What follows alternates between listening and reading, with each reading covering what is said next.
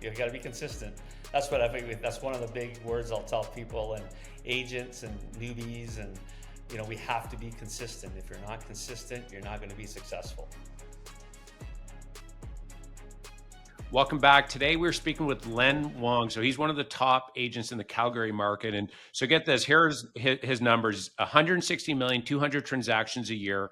He has 7 agents, about 6 support staff, 1.5 billion in sales. He sold thousands and thousands of homes. And get this, so he's an ambassador for the Flames as well. And he's refereed basketball for the last 50 years as well. So not only is Len a top producer, but he's dialed into the community in a big way as well. Len, welcome to the show. Thanks, Mark. Well, Len, let's go back and hear a little bit about your background and what brought you into real estate. Yeah, the big thing about real estate was my dad was in the business actually. I'm a Len T Wong Jr. actually. So, and dad ran a big real estate firm. He had about 6 or 8 offices in Calgary and Edmonton. And I followed his footsteps. I kind of did a little entrepreneurial stuff before. I saw what he did, and then I did some entrepreneurial things like owning some businesses. I worked for the Calgary Olympic Committee in their housing department. So I did a lot of their stuff before and did a lot of those things. And then finally went, why should I reinvent the wheel? And my dad's been very successful. So I ended up taking my real estate course and got into the real estate business. What year was that? I think that was probably around 1987. 87. Okay, so you get into the business, and how was that very beginning, the early, I call that early struggle, but for you, how is that coming into the business? Your dad, you're coming in under that, which would have its own unique challenges on its own. So can you talk a little bit about, when you first started and some of the struggles you had to overcome? Well, I think the biggest thing is you'll laugh actually when I got into business. Of course, they always say 90% of the people's failure rates in the first year. So what I did was actually touch wood. I ended up getting a credit line for $30,000 or $40,000, saying, "Okay, I'm going to hang in there, do all that stuff." And I've been born and raised in Calgary, so I knew a lot of people. So I got into the real estate business and got my license and did some coaches, things like that in the marketplace. And I hooked up with a builder and a couple of key people that took me under their wings, and never had to use the credit line. And I was blessed. And from there on in, I just was able to grind it out in the first year, and was very blessed to be successful in the real estate industry. For a lot of people who didn't be able to do it in the first year. It sounds like nothing was really handed to you, other like then, okay, your family was in it before, but you really had to come in and blaze your own way. Totally. I mean, I would never, I could say to you, I started everything on my own. I looked at coaches, I looked at other successful realtors, I looked at, people across North America. And the thing that I learned was don't reinvent the wheel, emulate or follow people that were very successful. So that's what I did. And what I also learned was also what's in it for the customer. And if you think like that always in the background, you'll always cater and be successful, because it's not about me, it's about the client. And one of the things I practice a lot with my team and learned over the years is clients first. So good. Yeah. It's so interesting. I've hired quite a few MBAs, PhDs, and this isn't the entire, everyone that I've hired, but what I found is that it's easy to come into the business and try and reinvent the wheel. But that idea of just taking proven models, I know Gary Keller talks a lot about that as well in his book, Millionaire Real Estate Agent. But you just take what's already working, just spend all your energy just mimicking and doing it. And then you can put your own flair once you've mastered it. But that was such wise. Was that something you just figured out on your own, or did somebody tell you to look at other successful people and just do what they're doing? Well, I think just having the understanding that that's the business. Plus, my father, he was very successful and he got in the business. So he gave me a lot of guidance. And he says, you got to make sure you stand out in the marketplace. You need to be a little bit more out there than just be like everybody else. And you have to separate yourself and, like unique selling propositions and those type of things. But you're right. I looked after at guys like Craig Proctor, Howard Britton. I mean, I met Gary Keller once in a passing, kind of in a conference and some of those things. But those are the guys that were huge that I learned a lot out of. And the problem is it takes a lot of money and time to emulate some of them. But you start, walk before you run, and that's what I tell people a lot of time. So good. The differentiation and doing your own thing. What advice would you have for the agents that hear that, to just give maybe some context on how can, yeah, I've heard this before. All real estate agents are the same. I've heard this from other agents, and just so we're clear, I don't agree with it, but I'm curious from your perspective, what advice would you give for the agents to help them differentiate themselves in a crowded marketplace? Well, I think we all, as human nature, Mark, always looking at trying to find the magic pill. I mean, real estate still is fundamentally basic 101. And what I mean by that is that one, costing is a huge expense, right? So if you work your sphere of influence and do all those type of things, that a new agent coming into the marketplace, that's what I would do. If you work your sphere of influence, I mean, there's so many new contact management systems. There are some lead generations. I think if you start with that fundamental basic information and know-how, that'll help you build your business. And then when you get to a certain level, then then you could hire an assistant. I mean, now the market has changed, right? Like I used to have an assistant. Now you can go virtual. There's a lot of other things, but the big thing that I always tell people is that my lesson learning in the first 10 years is not what you gross, is what you net, if that makes sense. Yeah, right on. Okay, so yeah, new agent, they get their license. A big question I get is like, how do you generate new business? So for you, the first step, get clear who is in your database, write it down, start connecting with them. Once they make that step, what would be kind of the next biggest step that you would suggest for a real estate agent to generate new business? Well, I think part of it now today, when I started the business, and you probably know too, I mean, back in the days, like social media and all these type of things were not really out there, right? I mean, a lot of it, I used to do print media, TV, radio, like all that stuff. I still do radio and TV, but print media and all those type of things are now out of the question. And so economically, if you did social media and work, situation, Instagram and YouTube and those type of things, I think that's what I think the new technology. But people think that's the only thing that works. I've looked at every model out there, and you've got to throw pillars out there, if that makes sense. I mean, you got to do social media, you got to do the sphere, you got to spend money on lead gen, you got to do all these things, because it's like throwing fishing rods out of there. And you know, people know realtors. So why am I going to deal with Len in the group, right? And that's really an important part, right? So that's why you have to keep throwing a lot of the opportunities out in fish, out in the sea. That's what I Hmm. use, if that makes Yeah,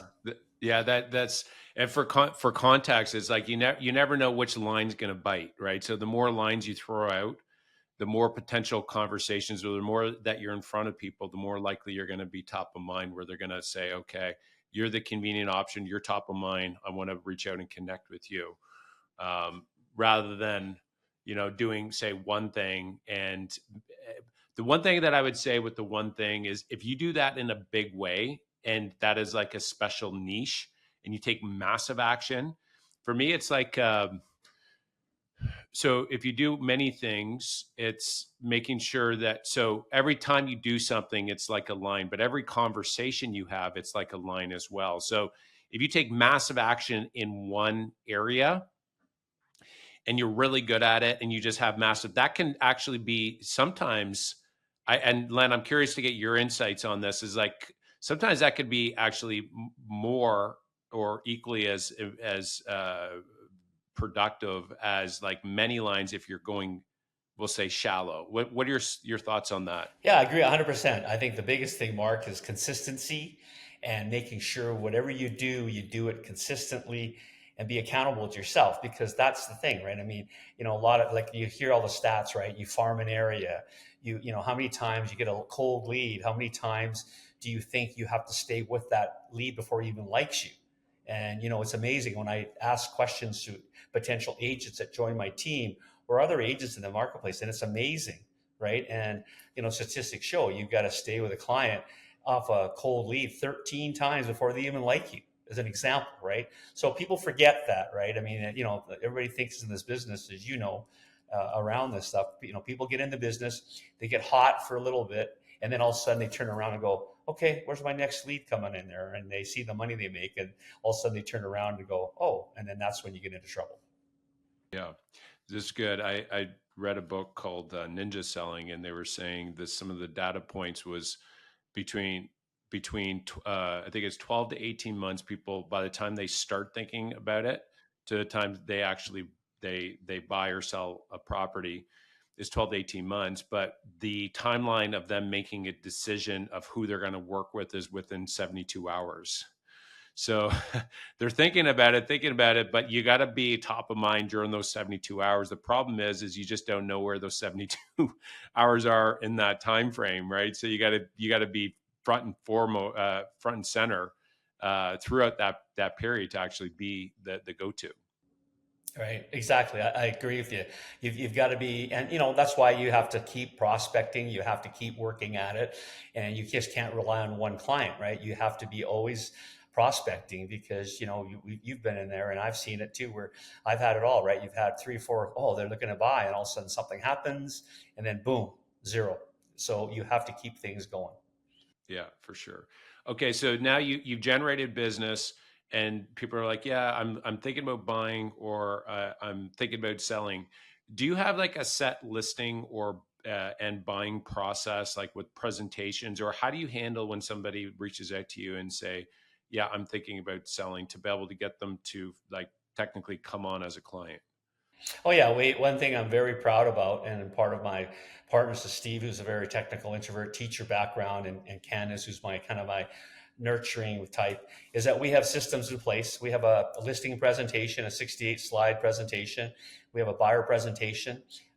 We have also, when you walk in to meet the client, we have a pretty good process to show the buyer. Because I mean, at the end of the day, and the seller, you have to educate people, and more than anything, as you would know, Mark, is that you have to build the trust and credibility. Because, like you said, there's a lot of people that know. So, what differentiates yourself? And that's what I've instilled in my staff is that we have this program available to you. You follow our programs 80% of the time, and then you put your, Mark Faris touch in there, and then that's how we do that. So that's one thing I think you have to be able to do is have the systems in place so that you can be consistent because that's really important. Yeah, 100%. You get much more effective when you have a process to follow, because then you can reflect back and say, I did this well, I didn't do this well. But if you don't have a process to follow, you're winging it every time. Exactly. Yeah, Yeah, totally. You want to make sure you have the systems in place. yeah. And it takes a little bit of upfront, but over time, it'll save you big time, and it'll probably put an extra $1 million in your pocket as well over your career easily. Huge, Uh, huge. right, when you put it in that perspective, is like, okay, yeah, I will put the time in. That's pretty good dollar per hour results. I'm curious, Len, with the buyer presentation, when somebody calls in on your listing, um, at what point do you introduce, say, the buyer presentation when they call in? Is that something that you try to meet with them, before the meeting on the house that they're of interest, or do you suggest that you go over it after you show? Like, curious, when do you actually bring forth the buyer presentation on buyer sign calls? Yeah, what I tell people is I think it's really important when you talk to the potential seller or buyer, you have to ask the right questions so that you are going to be able to be in a position to prep yourself so that when you do meet the client. So, if you're a seller and you're talking, are you buying or selling? And, or if you sell, are you ready to buy? Are you able, you have to understand why they're selling. And then you then determine how you handle it, if that makes sense, right? And I mean, right now, some of our situations is that me being in the business so long, I'm getting clients that have maybe bought the big house 2 or 3 times. Now they're downsizing, and so, or they might, nowadays people want to rent, and so there's all these factors that you then you're going to work on the things again. I think it's important to listen and hear what they need, and also sometimes you've heard that line: buyers are liars. Sometimes they don't even know what they want till you actually help them uh, determine what they need, by education. Mm, okay. Okay, great. So the next one is the service level. So once they come on as a client, so they've come on, they've signed up with you. Is there any like wow service or any kind of wow along in the steps of, whether it's on the buying or selling side that stands out that you do that's different and valuable for whether it's sellers or buyers when you're working with them? Well, we have what I've learned being in the business, for 37 years is that, I mean, the number one reason a lot of people don't come back to you is communication. So I've watched what's out there. And so what I've created is a concierge service for the seller side to educate them. So basically, when we list, there's a process, they get a bunch of information. When we list the property and it's live, we send them the full package and do that stuff. And then we do weekly updates. We tell them where everything is so they understand it, and then weekly they get an update on metrics, like how many times they reviewed online and what's sold, what's available. So that way they are, communicated properly. On the buyer side, the same thing too. When we've sold a property to them, we'll send them, information on a system through our ways and say, hey, checking in with you, the lawyers, we're not that far away, possession's coming up, that way. So I think that's one thing that I've really learned from it. I want the client to have an experience. You want that, because that's how, if you have a good experience, then you're going to get Google reviews or good referrals. So that's one thing that I've really worked hard to work on. That's great. And then how about for closing? So you close, they close on the home. Is there a communication, or what do you do after closing to continue to be kind of top of mind for your buyer and seller clients when they close on properties?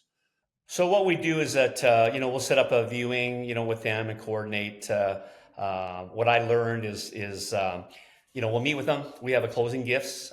We have a couple different closing gifts to meet the client. We try to read what they are like. We have ones for first time buyers, and we'll have some for veterans, and we'll have some for that are very different. So we have about 3 interesting variety of gifts.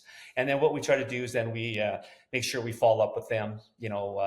With get their proper addresses and everything. And then we'll usually try to check in with them, within 30 days, 2 weeks, then 30 days, just to make sure how's it going, anything going on. What happens, people get into the house and they always find something. So, we try to make sure that we stay, kind of aftermarket services, within 30 to 60 days. And then we have, we make sure that they're on our contact list. So they're going to get 30 touches a year from us. We have, 4 client events. We also have a market watch every month when we get the Calgary real estate stats. We do that. We also have a unique software system to us that, if you bought a house in Barrie and you want, as soon as you're on our line, we give you a monthly update what the market's done on your house. So those are some of the things that we've created in a system, and that sometimes we spend way too much trying to find the next opportunity rather than forget about our past clients, because that's an easy no-brainer if you really think about it. Yeah, 100%. How about like actually reaching out and having conversations? It's one of those, like, you're so right. Like, as real estate agents, we get so caught up on like hunting for new business where, everybody that you serve, they know 200 people and they, out of every 100, they probably know 15 people are probably going to, they at least know somebody looking to buy or sell that year. So, how about like ongoing like conversations in regards to, is there after they close, you're calling every 2 to 4 weeks to check in, and then after that 1 year, is there like a regular cadence after that is part of your process? We try. I mean, I tell my agents to do it. I do it because I have a 10,000 base, so I don't. But what I try to do is I'm in a business where I have these events, and so what I've been successful is I'll do these 4 events a year, and so that's when I do it, and it's amazing the followings I've had. And I remember way back when I first got in the business, I did an IMAX function, every year, and I did it, booked the morning on a day, and I did it for 6 years straight. And I remember when people would tell me, like, the little kids would say, and now they're buying. And they go, I remember when I watched you did the IMAX thing. And you're right. A mind, you don't get them all, but at the end of the day, that's all you can do is try to get as much of the opportunities when you can.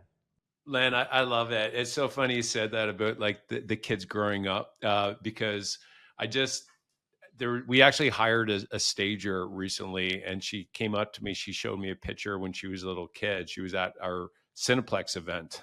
She was in, and I was in the photo as well. We took a photo because we take photos at these, so we give them pictures and whatnot. And she showed me when she was smaller with her parents and me standing there. I'm like, oh my goodness. And we hire, and so she loves the team, right? But you become kind of part of, their family, really, right? And the memories there. And she's like rock star. So it's pretty cool to see that. That only comes after a number of years, but it goes back to what you're saying, like consistency is key with that over sustained periods of time. Yeah, hugely. You got to be consistent. That's what I think. That's one of the big words I'll tell people and agents and newbies. And we have to be consistent. If you're not consistent, you're not going to be successful. So 100%. So, okay, how about on a day to day, if you were to give advice for an agent on like the routines or habits uh, to be successful as a real estate agent, like what would you suggest to be like a typical day? What would it look like that they do from an activity level standpoint? Well, I'm a firm believer, right? Our business, and you've been around the market, business a while too, Mark, is that I think you have to. I used to have a few little things like work-life balance. Well, I use work-life integration because what I learned is that you have to have everything. And if you're married, kids, like you got to set your time. I think the biggest thing that I instill in my group and me is the calendar. I think you have to pull your calendar out and whatever calendar system you use. We use Follow Up Boss, and it hooks with Google as an example. And I really tell my agents and myself and say, okay, what do I got going for the year, and what do I have for the month, and what do I have for the week? And then you go that way, and then you time block. And I think that's where it starts right away, is time blocking. And I think if you time block your times, take the time for yourself, whether you work out, do yoga, go golfing, biking, whatever, block that off so you can do that. And then you need time to prospect, and you need time to do calling, and you need time to spend time with your family. So I think if you do that, and then you kind of slot everything in. And then what I've learned in the old days, you probably could attest to that. You get a call for showing a house or doing something, and you drop everything. And your partner's looking at you going, birthdays, whatever. So, but that comes with experience. So now I tell them today, when I get someone calling in, I'll go, I'm available these times. What works for you? And if I can't do it, that's the thing that I will tell the next level. When you get to a certain level, you can leverage yourself by either having a licensed assistant or another agent to help you, life, work balance, right? That's as we talk about. So I think the calendar is your number one thing, is time blocking and management. How many hours do you think a day for prospecting, if you were to say, as an average for the agents out there? Well, my agents that I have, I want them to make 100 calls a week. So how you make 100 calls a week is how you decide to do it. And I also tell them, the 5-5 rule: 5 emails, 5 texts, 5 calls. So if you're doing those type of things, and some people are, right. That, like me and you have some of your people. Some hate it, some like it, and so I tell them, I says, I don't care how you do it. You could do 2 days, you make the calls. 5 days, you do 20 calls. So that's what I try to do, because everybody's so different. That's the hardest thing. So, but I always make them accountable. That's the number one thing, right? So every Fridays, I just got 3 of my agents today, after I kind of have to remind them, like children, as you know it can be, is that they all sent me like they did this week. And so it makes them accountable. And they also go, oh my God, I got to send in what I did for Len. So that makes them accountable. So that's how I do it. Yeah, that's good. Accountability is really an important part. Is it 100 conversations or 100 dials? I would say 100 dials in theory, okay, but 100 conversations. If you with the new systems out there, like some of our system, we tape our calls, we know what's going on, and you have auto dialers, and you have all these things. But I want 100 contacts. I mean, if they can do that, and you're going to get some hang-ups and things, but if you're doing your job right, and you're working with a database of 500 to 1,000 leads, okay, your priority A, B, C's. So, and that's what I tell these guys. I go, you make your calls, Your priority A's, B, C's. Your priorities are A's, they're ready to go. And then your B's, you got to stay with them, and C's, and then D's, when you have time, you go back to them. It's this, I think, here, I'm gonna like really highlight it for the listeners, because Len, this is to me where the biggest, and I like your idea of tracking as well. I think that's so important. And just for the listeners, if you just for like 2 weeks, just track the number of conversations, like that to me is the biggest lead indicator. So there's lead and lag indicators, like sales income, that's more of a lag indicator. So it's like it's like a byproduct of doing something upstream. So upstream is like number of conversations with potential buyers and sellers. This to me is like the ultimate. If you want to be successful, track the one number, is number of conversations. Because Len, I don't know if this has been your experience, but the biggest disconnect that I see in the industry, other than net and gross, as you had said, I think that's like a big one. It's like, I made this amount of money. It's like, well, how much did you pay tax on? It's like there's normally is a big disconnect there. But the other one is the number of conversations people think they have compared to what they actually have. And if they actually track it and they realize, I only had 10 conversations this week.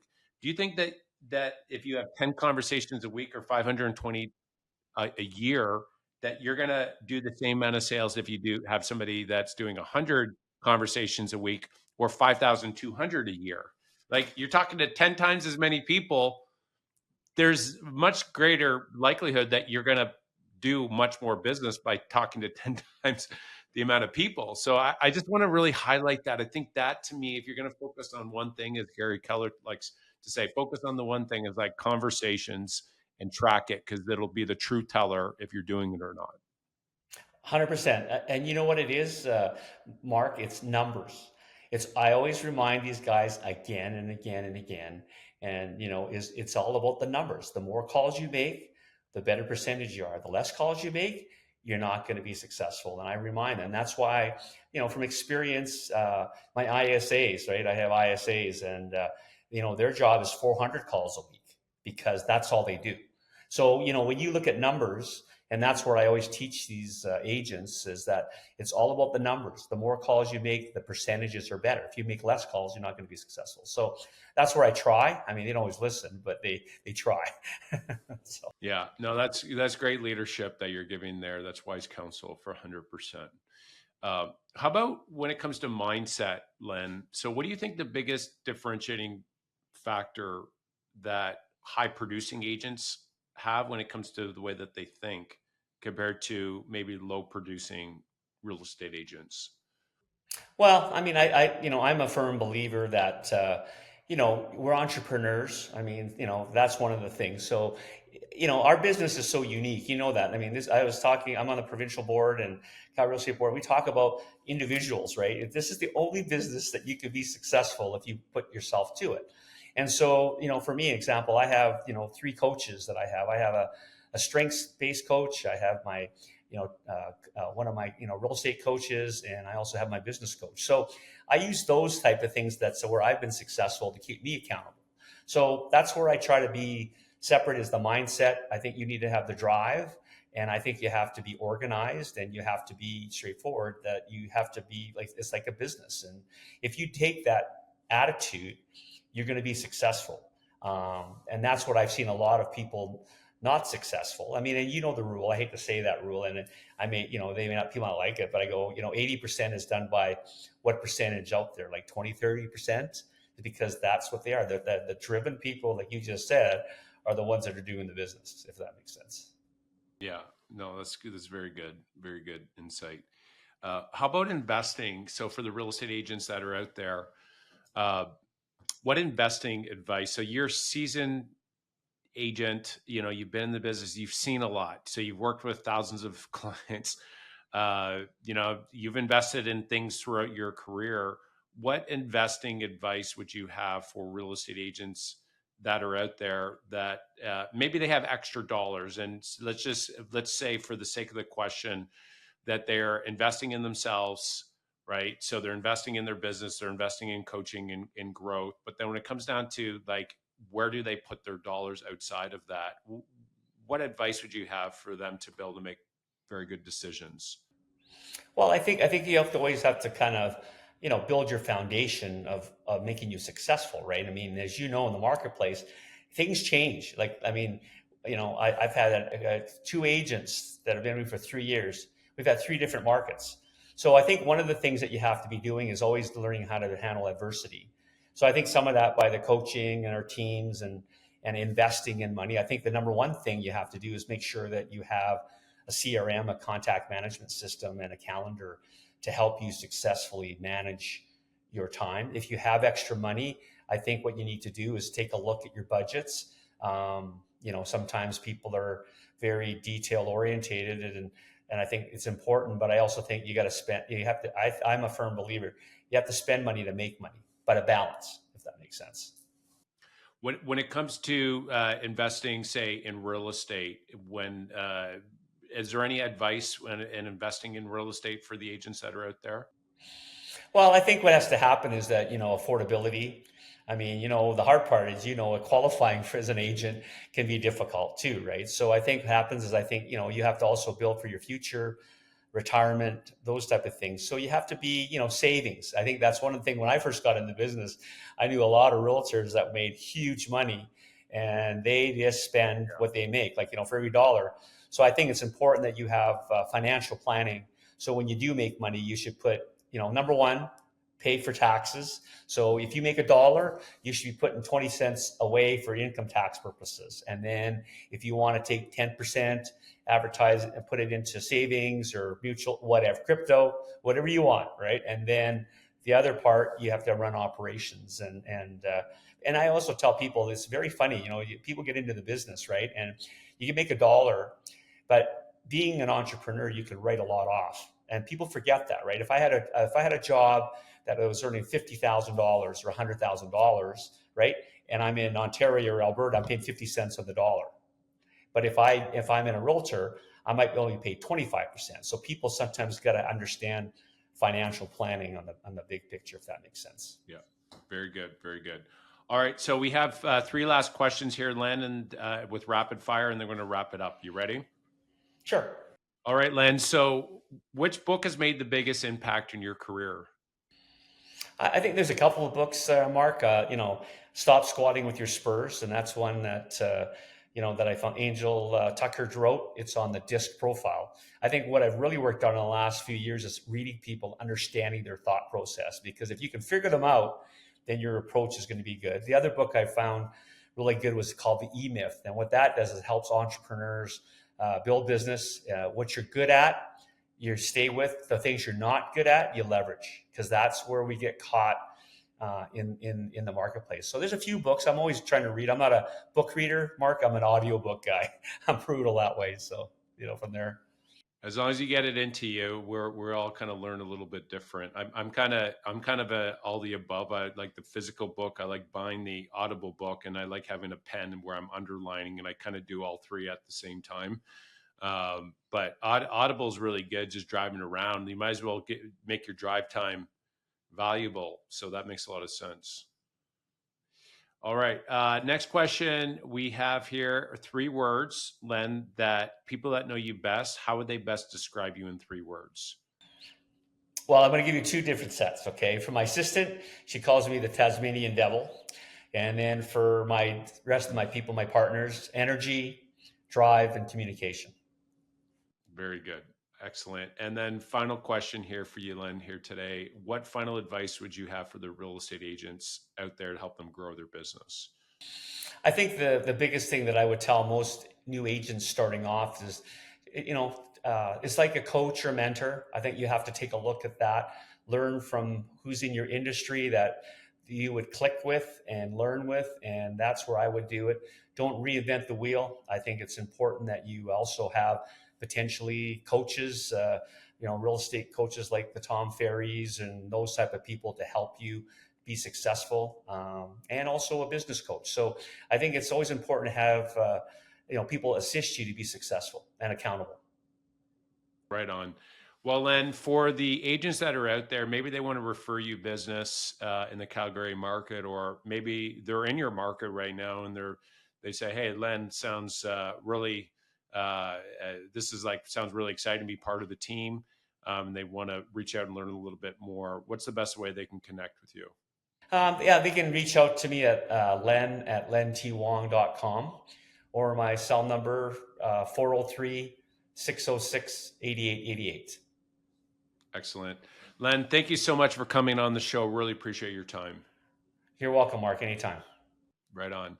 Thank you, everyone, for listening. If you enjoyed the show, you can go ahead and subscribe to the channel and share it with other real estate agents that you think will benefit from it. I love you guys, and keep on going full out.